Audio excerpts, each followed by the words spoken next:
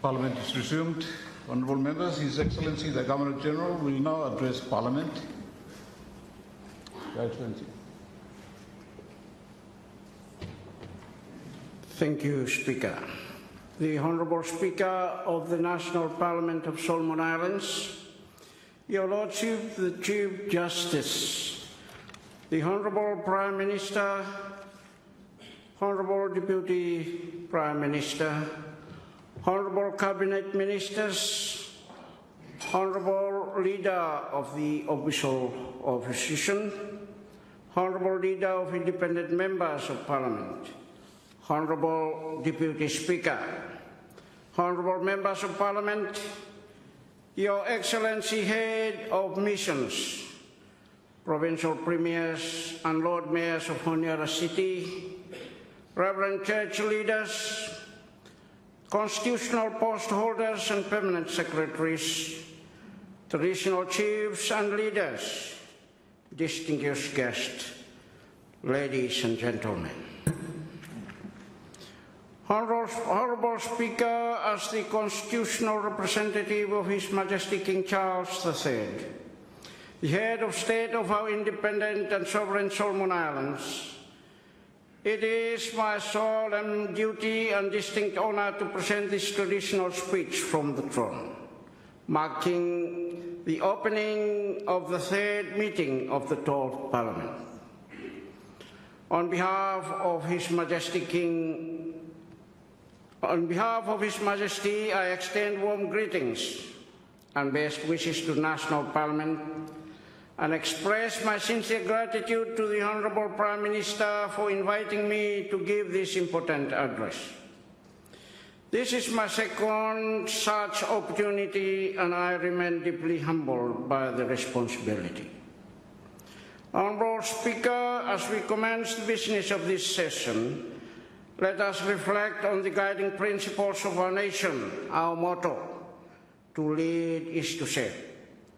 This is a call not just to those in leadership, but to all Solomon Islanders. We are each called to serve with integrity and dedication under God's guidance.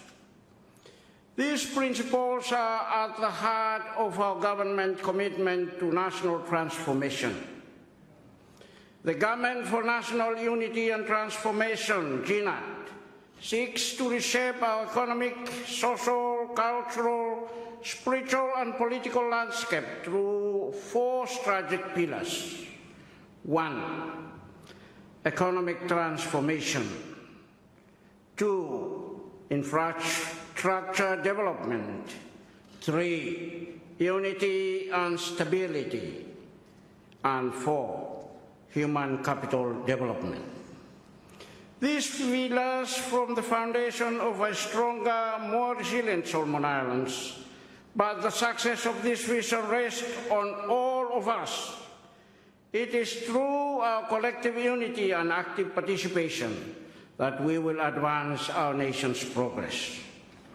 On behalf of the government, I reaffirm our deep loyalty to our national symbols, the flag, the anthem and the Constitution of Solomon Islands. These principles are at the heart of our government's commitment to transformation.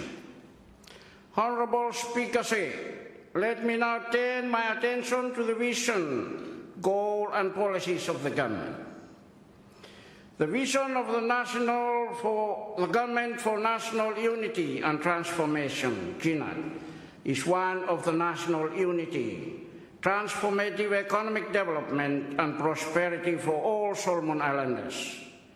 To realize this vision, the government is committed to implementing sound and empowering policies that enable our people to participate actively and meaningfully in the national economy. GNAT formulates policy. It is the public service, government institutions and state-owned enterprises that must translate these policies into results through timely and effective implementation. Permanent secretaries, as the administrative heads of ministries, must lead with diligence, They are responsible not only for managing policies implementation, but also for ensuring high staff performance. There is no room for complacency or incompetence within our public institutions. We expect public servants to fully understand and execute government policies. The public payroll now exceeds $1 billion. This significant investment must be matched by the increase in productivity, accountability, and delivery across the public sector.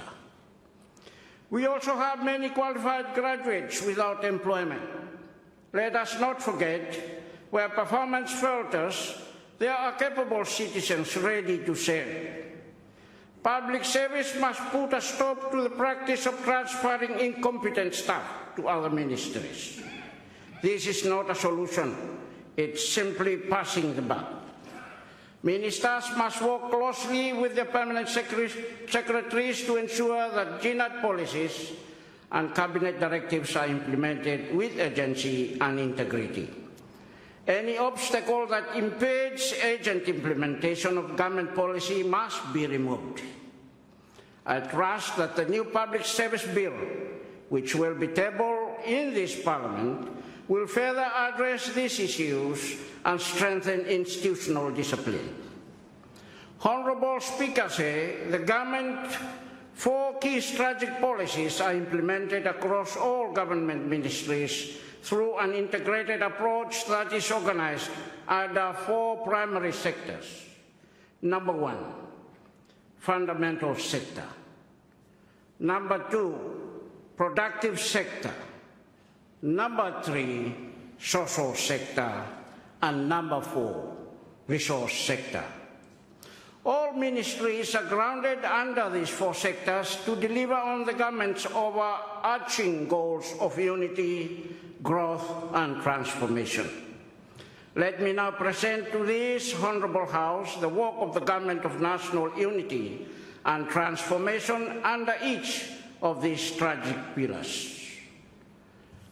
Fundamental sector, the Office of the Prime Minister and Cabinet.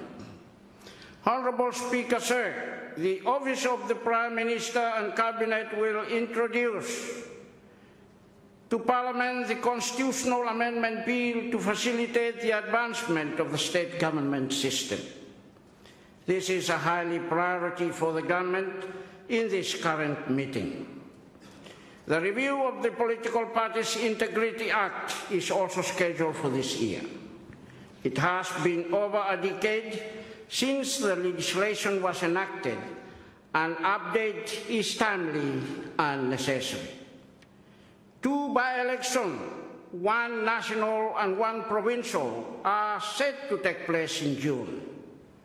The government will also host several important regional events in the coming days, including the Pacific Island Forum Leaders Meeting, the Pacific Water Ministers Forum, the Pacific Islands Telecommunications Association 29th Annual General Meeting, and the Business Forum and Expo 2025. I call on all Solomon Islanders to extend a warm and respectful welcome to our visitors during this engagement. The Office of the Prime Minister and Cabinet, a central coordinating ministry, is also responsible for the leading the implementation of whole of government and whole of society policy initiatives across the country. Ministry of Finance and Treasury. The government is closely monitoring the ongoing tariff tensions and is taking necessary steps to mitigate any political impacts. Solomon Islands falls under President Trump's reciprocal tariff baseline of 10%, whereas some of our neighbors face significantly higher tariffs. Fiji at 32%, Nauru at 30%, and Vanuatu at 22%. This presents a competitive advantage for our kava exporters to the United States, especially given the importance of this commodity to regional economies. Honorable Speaker, Parliament approved the 2025 national budget in December last year with a total of $5.2 billion. The budget includes an overall deficit of $1.274 billion, mainly attributed to development expenditures. Cabinet has since endorsed the 2025 SIG expenditures and financing strategies to address this shortfall. The 2025 budget is guided by theme accelerating accountable and transformative investments, a pathway towards resilient and sustainable economy. Consultations have already begun on the framework for the 2026 budget. It is imperative that budget allocation and spending be guided by strategic priorities. With limited resources, we must focus on areas of comparative advantage, enhance rural participation, and adopt a private sector-led approach to developing our productive and resource sectors. As part of ongoing fiscal reforms, the government is reviewing the national tax system. The aim is to introduce a fair and simple and broad-based tax regime that ensures everyone pays their appropriate share. The tax reform agenda is extensive and resource-intensive. The government has chosen to implement it in phases. Phase 1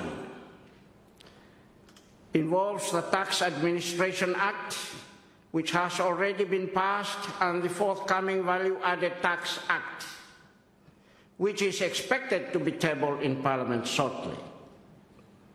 Phase 2 began in 2024 with Cabinet's endorsement of key policy directions. This phase will include reforms to the Income Tax Act, followed by reviews of excise and resource rent taxes. Ministry of Foreign Affairs and External Trade. As a least developed country's LDC, Solomon Islands continues to advocate for their trade rules, including special and differential treatment to accommodate the vulnerabilities and unique challenges of small island states.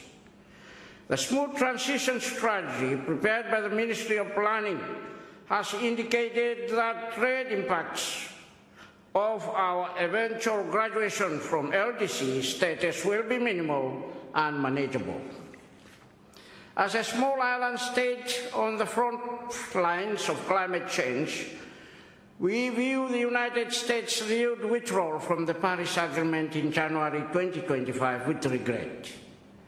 While the US remains within the broader United Nations Framework Convention on Climate Change, we urge reconsideration of this decision, as well as its withdrawal from the World Health Organization and the Human Rights Council, in the spirit of global cooperation. Honorable Speaker, our strategic partnership with China continues to strengthen. Notable developments including the opening of Comprehensive Medical Center in January and the launch of Aoki Road Rehabilitation and Sealing Project. We express our gratitude to Japan for its additional grant support to the Kilufi Hospital, signed in March 2025.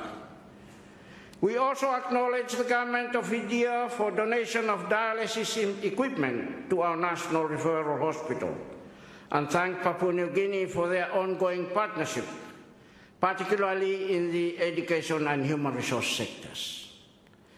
Work is underway to establish a reciprocal visa arrangement with the Hong Kong Special Administrative Region of China. Similar agreements are being pursued with Serbia, Cuba, and the Republic of Korea to allow for extended stays. Engagement with the Australian have also progressed, I am pleased to report that the Western Border project will be completed by 2026, while land acquisition for the Temotu region is currently ongoing.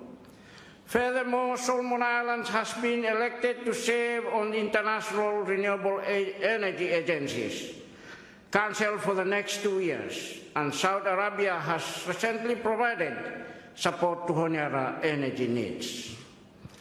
We successfully hosted the SDG 14.4 Summit in February 2024. The outcomes of that summit will contribute to the UN Ocean Conference in France in June. The government has also committed to ratify both the agreement on biodiversity of our areas beyond national jurisdictions under UNCLOS and the Samoan Agreement, which will guide our relationship with the EU and ACP countries.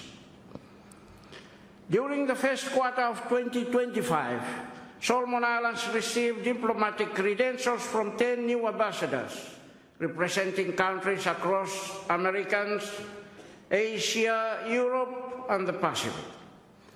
We also bid farewell to His Excellency Mr. Moses Cole, outgoing Dean of the Diplomatic Corps and High Commissioner of Papua New Guinea, and welcome His Excellency Mr. Rod Hilton, Australia's High Commissioner, as the new Dean. We continue to uphold our foreign policies of friends to all and enemy to none. In line with this, the Ministry is developing a new foreign policy framework to guide our international engagement. Ministry of National Planning and Development Coordination. During the first quarter of 2025, the Ministry of National Planning and Development Coordination delivered several key GNAT policies initiatives, including 1. Initiation of the National Planning Bill with support secured from the Asian Development Bank. 2. Formalization of the MNDP Standards Committee by Cabinet decision. 3. Completion of the smooth transition strategy for LDC graduation. 4. Finalization of the National Development Strategy midterm review. 5th. Commencement of consultation on the upgraded 2023 Solomon Islands National Infrastructure Priority Pipeline with provinces and line ministries. Our development partners continue to play a vital role in implementing the National Development Strategy 2016 to 2035. I express our appreciation for their unwavering support. I note that several partners are either reviewing or have recently launched updated cooperation frameworks, including the Australia-Solomon Islands Development Partnership 2024 to 2029. I urge all partners to adhere to National Aid Management and Development Cooperation Policy and the principles outlined in the Partnership for Effective Development Cooperation. The Ministry of Public Service. The Ministry is undertaking significant legislative reform to modernize and strengthen the public service framework. These reforms aim to ensure that our public service is efficient, responsive to national needs, and aligned with both local realities and international standards. Progress includes the comprehensive review of Public Service Act and its subsidiary legislation, including the General Orders. Cabinet has endorsed the Public Service Bill, and it is currently being finalized by the Attorney General's chambers for tabling in the Parliament. Work is also ongoing to draft the finalize accompanying subsidiary legislation. The Public Service Bill is expected to be enacted during this parliamentary session. Ministry of Traditional Governance, Peace and Ecclesiastical Affairs. The Ministry recognizes peace as a fundamental and ongoing national priority. Although peace has been sustained since the end of the conflict, it remains fragile and resource-constrained, especially at this 25-year mark. In alignment with the government's peace policy, the Ministry has consolidated a long-term strategic program to strengthen national peace building and state building. This streamlined approach seeks to amplify visibility, scale impact, and attract greater donor support. Our aim is to embed traditional governments and church partnership within the whole of community framework for peace and resilience. By addressing the legacies of past conflict and building inclusive national identity, we can prevent a return to instability and lay the foundation for robust, productive, and harmonious Solomon Islands. Productive sector, Ministry of Infrastructure Development. Mr. Speaker, the Ministry of Infrastructure Development remains committed to its strategic policy goal of enhancing prosperity and public well-being through integrated, efficient, and affordable infrastructure and transport system delivered by ethical, professional, and valued public servants. The Ministry is preparing to bring the National Building Standard Bill to Parliament. This bill has been approved by Cabinet.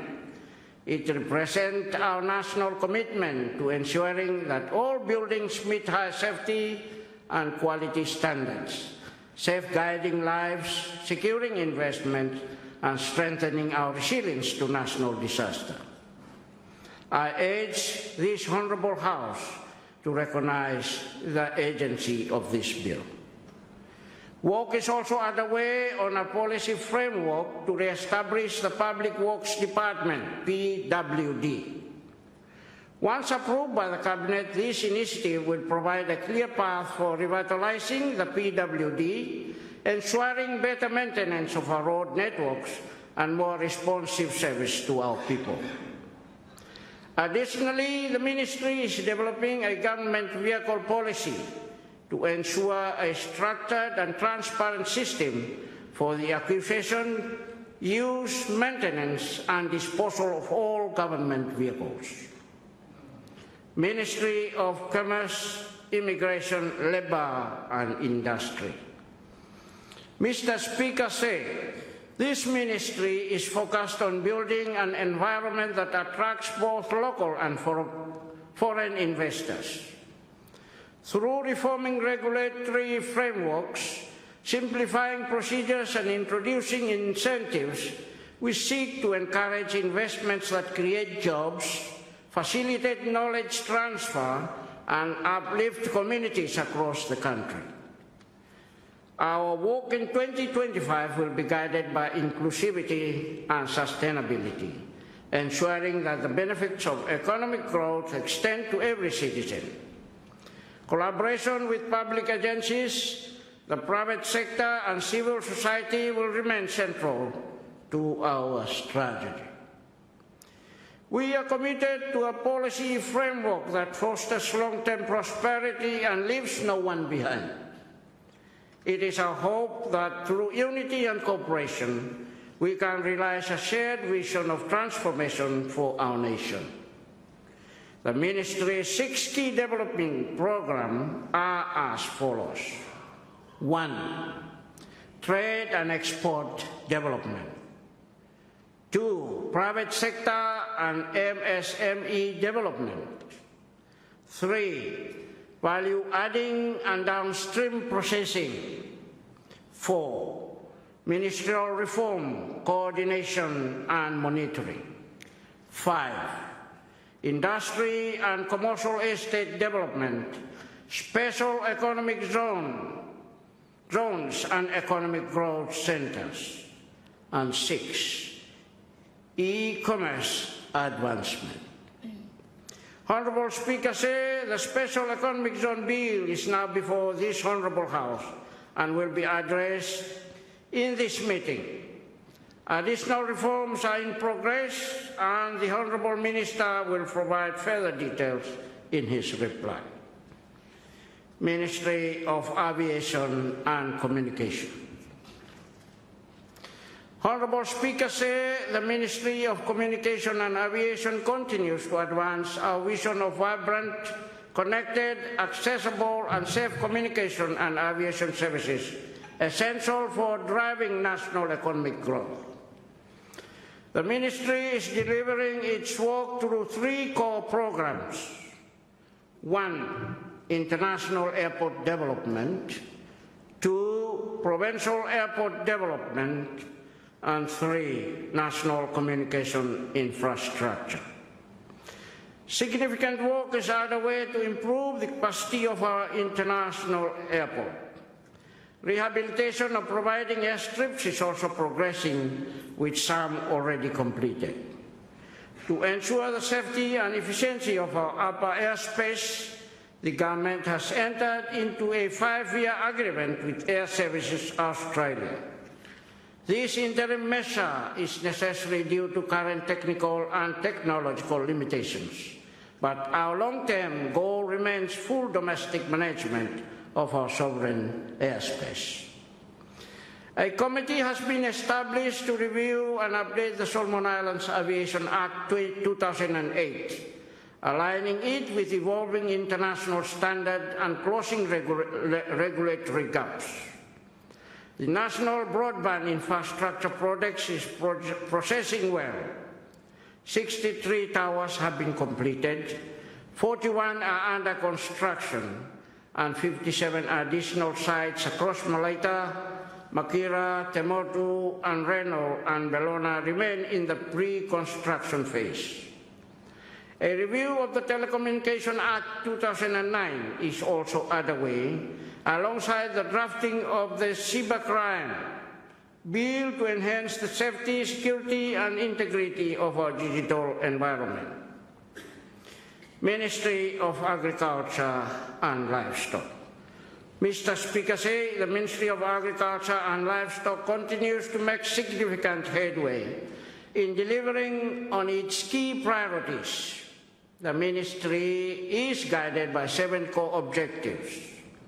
Number 1, organizational and functional restructuring.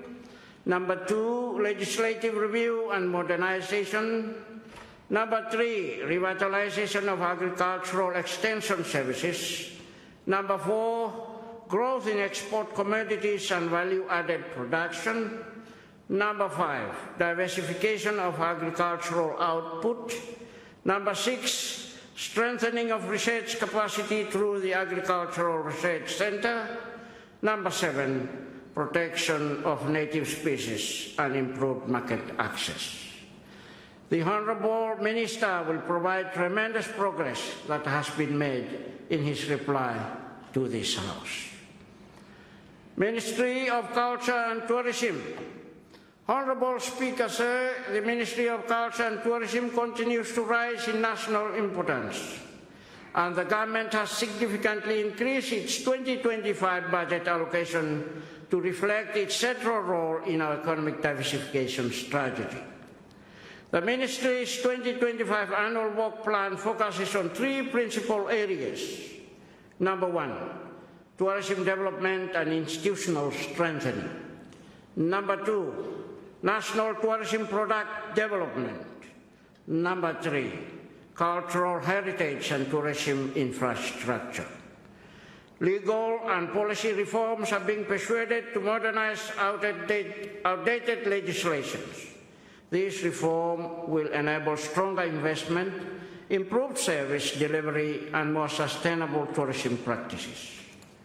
The Ministry is working with partners to identify investment-ready sites and to expand community-based tourism, empowering local entrepreneurs, especially youth, while protecting culture and the environment.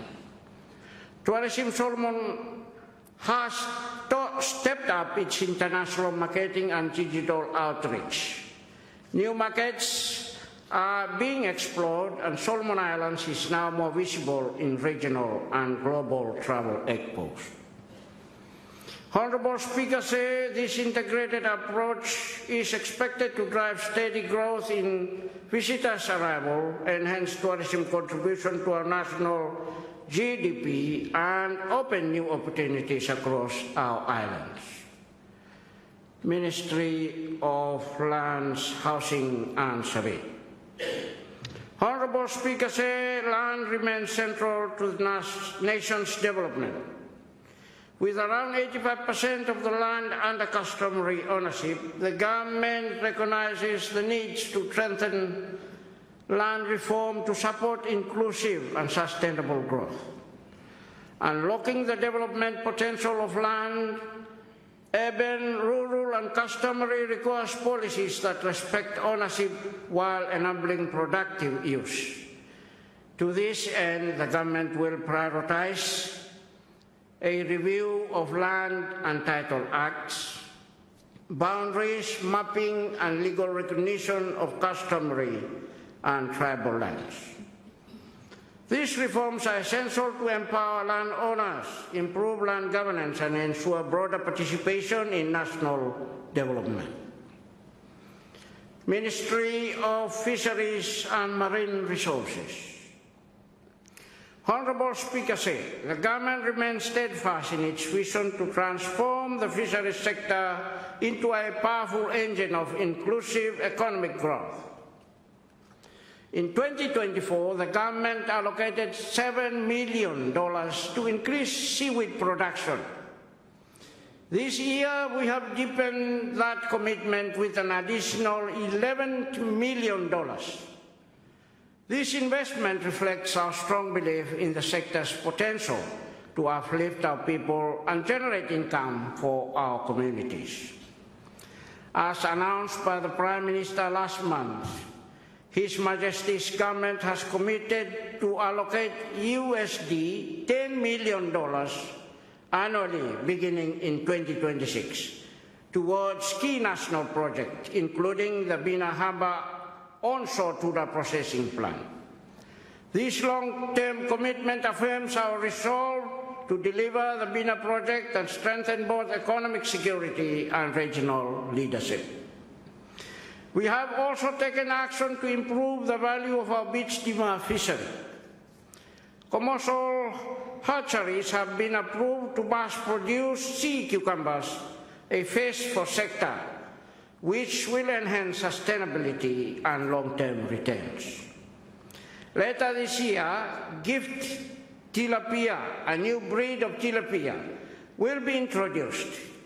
Hatchery operations will follow, providing our farmers with new income streams and a stronger foundation for improving livelihoods. Finally, we remain committed to the sustainable management of our fisheries. His Majesty's government, under its national, regional and international obligations, continues to work with partners and stakeholders to protect our marine environment and secure long-term food and economic security.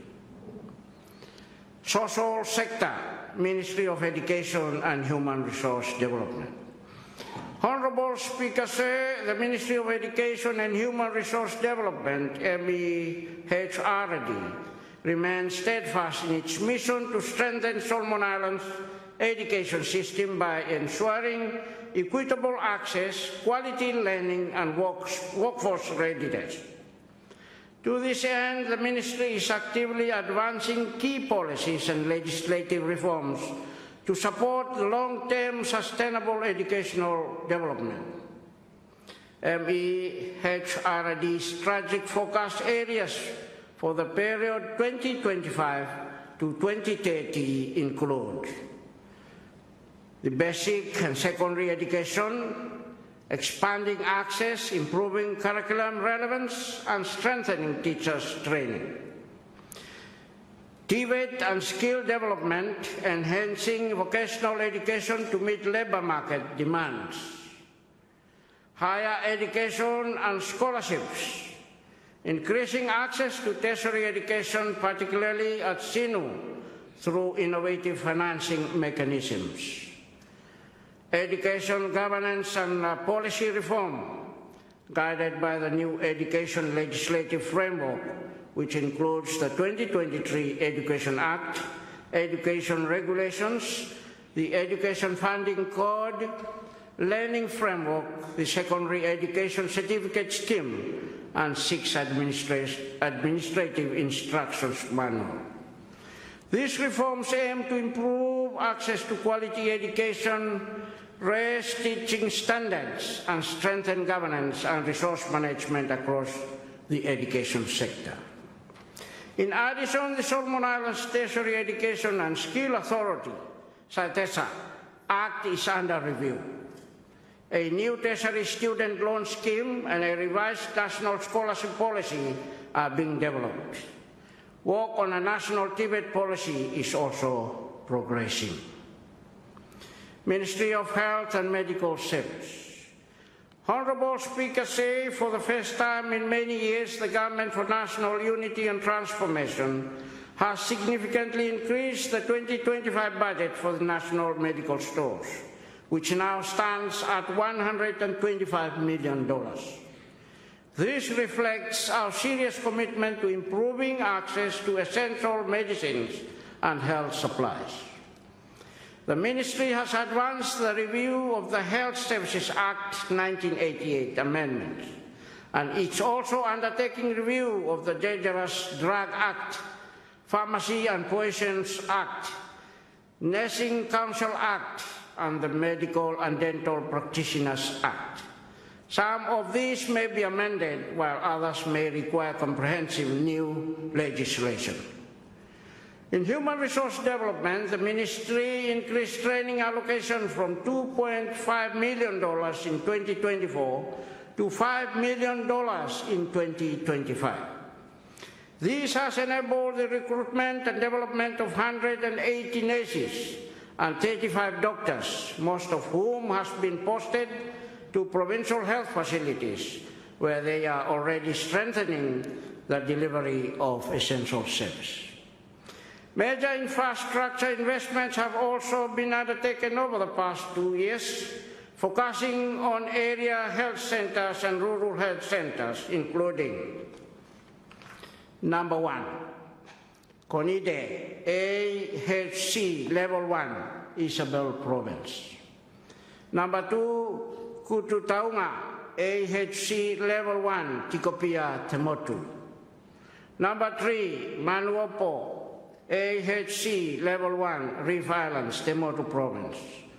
Number 4, Wagina AHC Level 1, Churchill Province. Number 5, Dedeu RHC, Isabel Province.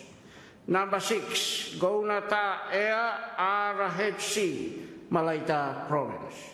Number 7, Leona RHC, Vela Vela, Western Province. Number 8, renovation of Sulufoloa RHC, Malaita Province. Further infrastructure assessment are underway to guide budgeting for 2026 and beyond. This assessment will form the basis for the comprehensive infrastructure roadmap in the alignment with the National Health Strategic Plan 2022 to 2031.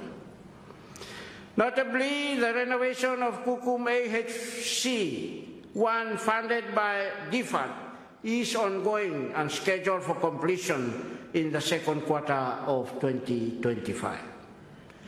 Ministry of Provincial Government and Institutional Strengthening. Honourable Speaker, sir, the Ministry is reviewing the proposed amendments to the Provincial Government Act 1997, with a final draft expected to undergo provincial consultation before submission to Cabinet in July 2025. A Cabinet paper is also being prepared for the Revenue Sharing Bill, which will allow drafting instructions to proceed through the Attorney General's chambers. Submission for Cabinet consideration is expected in May 2025. The Provincial Capacity Development Fund, PCDF, assessment for 2022-2023 has been finalized. Malaita, Makiraulawa, Renbel, Isabel, and Guadalcanal provinces have qualified for development budget totaling SBD $63.2 million, comprising SIG contribution SBD $30 million, World Bank IEDCR SBD $18.7 million, UNCDF SBD $14.5 million. The SIG contribution has already been mobilized, with partner funding expected to follow shortly. The 2023-2024 PCDF assessment began in March 2025, with Guadalcanal Central and Malaita already reviewed. Completion is anticipated by June 2025. A consultant-led review of the PCDF Operations Manual and Annual Assessment Manual has submitted and is now under consideration. Final approval is expected by the end of May 2025. Additionally, a midterm review of the World Bank-funded IEDCR project is in progress, with a report expected by June 2025. Ministry of Police, National Security and Correctional Service. Honourable Speaker, the government has launched the National Security Strategy 2025, providing a comprehensive framework to address evolving threats, including climate-related risk, transnational crime, and regional geopolitical shifts. An implementation plan is being developed, and work is underway on national security legislation to give full legal effect to the strategy. The Ministry is also progressing a review of national border strategy and development of maritime security strategy. These initiatives are vital to strengthen our sovereignty, border protection, and national preparedness. Ongoing review of the Police Act and Correctional Service Act are also moving forward, with stakeholders' consultation schedules in the coming months. Additionally, the Ministry has initiated review of the Dangerous Drugs Act and the Road and Transport Act. Through these fall under other ministries. They are being examined from a national security perspective to address key operational gaps.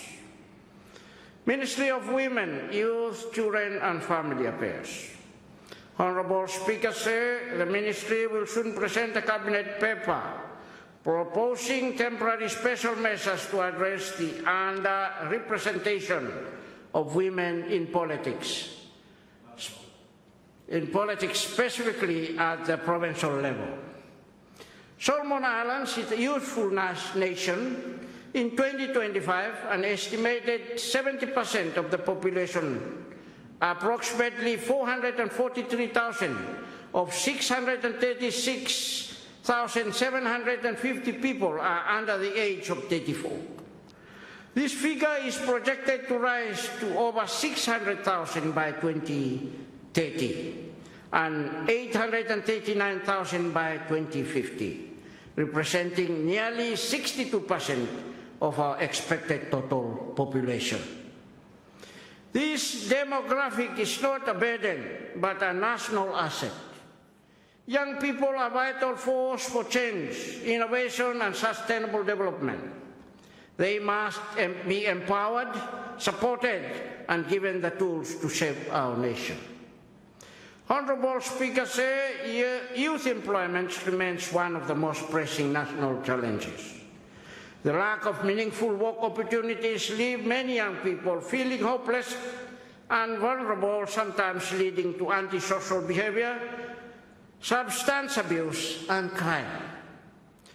Contributing to this challenge is the rural-urban migration trade, with many youths relocating to urban centres such as Honiara. This migration places significant pressures on housing, service, law enforcement, and urban family structure. Despite these challenges, the government is fully committed to implementing meaningful policies and initiatives to empower youth and promote long-term inclusive development. Ministry of Home Affairs. Honourable Speaker said the government has completed Civil Registration Bill 2025 and Cabinet has endorsed it. For the Honiara City Council, it has operated without a financial management ordinance for over 2 decades. In response, the Ministry is currently developing a comprehensive and inclusive financial management ordinance to improve the Council's budgeting, expenditure oversight, and fiscal accountability. Resource sector, Ministry of Mines, Energy, and Rural Electrification. Honourable Speaker said the Government of National Unity and Transformation reaffirms its commitment to the responsible and sustainable management of our natural resources, spanning the sector of mining, energy, water, and rural electrification, so that they may contribute meaningfully to the long-term socio-economic progress of our beloved Solomon Islands. In pursuit of this commitment, the Ministry of Mines, Energy and Rural Electrification is leading key reforms, undertaking strategic national projects and strengthening institutional capacity across all areas under its mandate. The Mineral Resource Bill, which is the product of extensive national consultations, is ready for the parliamentary debate during this meeting. This legislation reflects the government vision for more transparent, inclusive and sustainable mineral sector with strong emphasis on protecting the rights and interests of resource owners. Water as a vital national asset must be safeguarded. As development accelerates, especially in mining and energy sectors, the sustainable management of water becomes increasingly urgent. A water resource bill is being developed to provide a comprehensive legal framework for the stewards, conservation and fair allocation of our water resources. Further reforms are underway through the Petroleum Legislation Review and Reform Projects, which focuses on updating the Petroleum Exploration Act to ensure it aligns with both our environmental responsibilities and economic ambitions. The Ministry is also reviewing the Continental Shelf Act and the Delimitation of Marine Waters Act to secure Solomon Islands' sovereign rights over offshore oil, gas and mineral resources. The government has endorsed the establishment of a national geochemical laboratory, a landmark initiative for the country. This facility will serve multiple sectors including mining, agriculture, environment and education by providing timely, reliable and scientific analytical services. Energy remains a cornerstone of our national development. Guided by the outcomes of the 2024 National Energy Summit, the Ministry is advancing reforms to ensure reliable, affordable and clean energy for all. This includes 1. Amendments to the Electricity Act to improve sector governance and regulation. 2. Development of national energy roadmap, prioritizing rural electrification and renewable energy.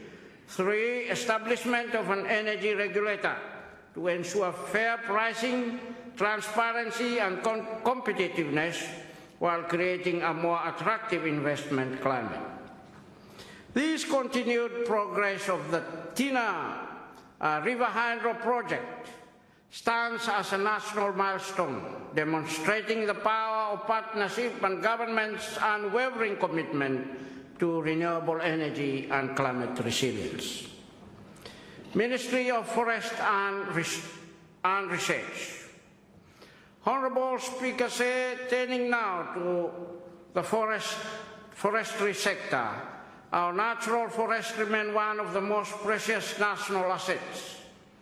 The Ministry of Forest and Research is progressing important legal reforms to ensure their responsible use and long-term preservation. The long-awaited Forest Resource and Timber Utilization Bill is nearly finalization and is expected to be brought before the Honourable House. Along this legislation, a series of regulatory reforms are at various stages of development, including: number one, Forest Resource and Timber Utilization, a renewal of Filling License Regulations 2024. Number two, updates to the 8% downstream processing requirements. Number three, Forest Resource and Timber Utilization, Plantation Felling Permit Regulations. Number four, review of the Solomon Islands Code of Harvesting Practice. And number five, new regulations under the Forest Resources and Timber Utilization Amendment Bill 2025. These reforms aim to strengthen forest governance, promote sustainable harvesting practices, and increase domestic value-adding opportunities in the timber sector.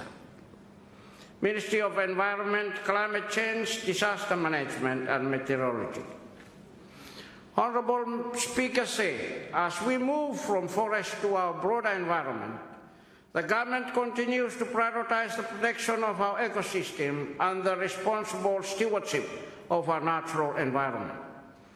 The Ministry of Environment, Climate Change, Disaster Management and Meteorology is working diligently to strengthen legal and institutional framework that supports conservation, biodiversity protection, waste management, and pollution control.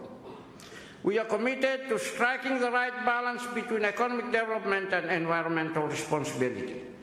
A new environmental bill, which is a key legislative priority, is being developed and will be brought before Parliament by mid-2025. This will ensure our legal foundations for environmental protection are modern, comprehensive, and fit for purpose. Ministry for Rural Development.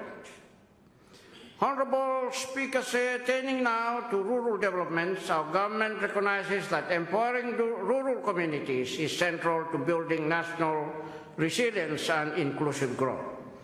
The Ministry for Rural Development, MRD, continues to lead implementation of the Constituency Development Fund, CDF, Act 2023, with a strong focus on building capacity among constituency officers and ensuring community participation in development planning.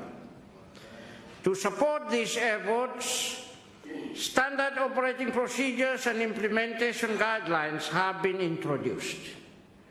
95% of constituency development committees have been formally appointed under the new law. The CDF regulations are currently being finalized by Attorney General's chambers and are expected to be gazetted in the second quarter of 2025. The Ministry has also launched a series of civic outreach programs to help communities understand the provision of the CDF Act and how they apply in practice. In the first quarter of 2025 alone, the Ministry visited 8 constituencies and conducted more than 24 public awareness activities in villages across the country. These efforts reflect our government commitment to transparency, accountability, and meaningful participation in rural development. Legislative Program for 2025. Honourable Speaker, I now present a summary of the key legislative instruments that the government intends to bring before this Honourable House during the 2025 session. These bills are: 1. Special Economic Zone Bill. Number 2, Public Service Bill. Number 3, Mineral Resource Bill. Number 4, Electricity Amendment Bill. Number 5, Constitution Amendment Constituent Assembly Bill. Number 6, National Building Standards Bill. Number 7, Civil Registration Bill. Number 8, Forest Resource and Timber Utilization Amendment Bill 2025. And finally, number 9, Environmental Environment Bill. Honorable Speaker, as I conclude this traditional speech from the throne, I call upon all ministers of the Crown to take full ownership of the policies I have outlined today. These are not merely government initiatives, they are solemn commitments to the people of Solomon Islands. I also urge all permanent secretaries to ensure the timely and effective implementations of these policies. What I have presented today represents only some of the most pressing initiatives that the government intends to pursue in the immediate future. With unity of purpose, shared responsibility, and unwavering dedication, I believe we can realize these aspirations together. Each minister will elaborate on their respective policy priorities when they deliver their speech in reply. This will be an opportunity to provide deeper insight into the implementation strategies and outcomes envisioned for our nation. Mr. Speaker, let me express my heartfelt gratitude to all development partners and donors for their continued support. Your contributions have played a vital role in our progress. We thank you sincerely. To our people listening across all provinces today, thank you. Your steadfast support of the government continues to be our strength. Honorable Speaker of the National Parliament of Solomon Islands, thank you for your wise and steady stewardship of this House, the symbol of our democracy. May God continue to guide and bless you as you lead the 12th Parliament. To the Honorable Prime Minister, may God bless, guide, and strengthen you as you lead our nation forward. To the Deputy Prime Minister and Ministers of the Crown, may God grant you wisdom as you support our shared vision and serve our people with integrity. To the Honorable Chief Justice, may God bless you, your fellow judges, and the entire judiciary as you continue to protect and uphold the rule of law. And to all honorable members of Parliament, may God's blessing be upon you as you represent the hopes and wishes, the voices of our people in this sacred chamber. Together, let us remain steadfast in our commitment to unity, service, and national transformation.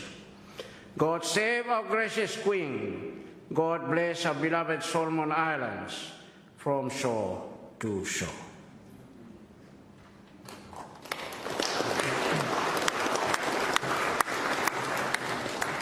Thank you, Your Excellency.